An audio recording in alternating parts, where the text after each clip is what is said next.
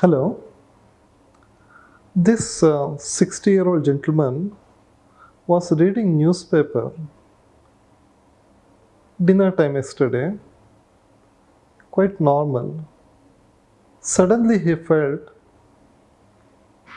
severe pain in the head. Sudden severe pain in the head. Kind of worst headache of his life as he was reading the newspaper. And he became dizzy.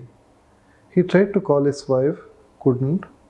He kept his head on the dining table and was quiet for some time, noticed by family, brought to hospital.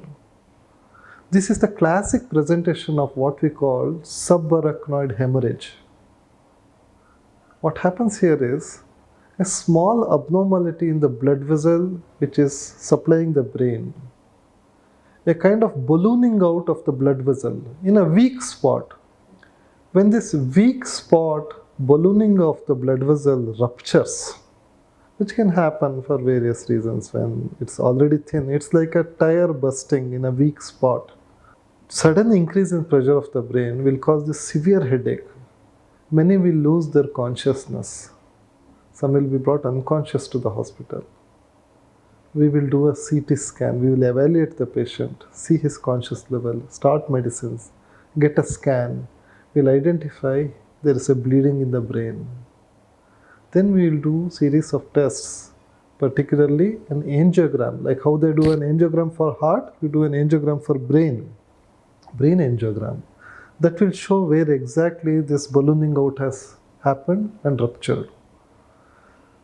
That needs to be fixed, otherwise it is liable to bleed once again and he may not be as lucky as the first time to even reach the hospital. Very critical condition. First point is to identify this kind of stroke and bring the patient at the earliest to the nearest center where these facilities are available. Then once we identify, there are various ways. There's a way in which through, like in angiogram suite, we can pass in coils to fill in that abnormal ballooning called aneurysm, coiling of aneurysm, so that it won't bleed again. Other way, in some people, a microsurgery will be required to go in there and clip the neck of the aneurysm so that it won't rupture again. But either this clipping or coiling is necessary to avoid rebleeding, which can be very dangerous. And once it is secured, patients will have a reasonably good chance of getting back to normalcy. Thank you.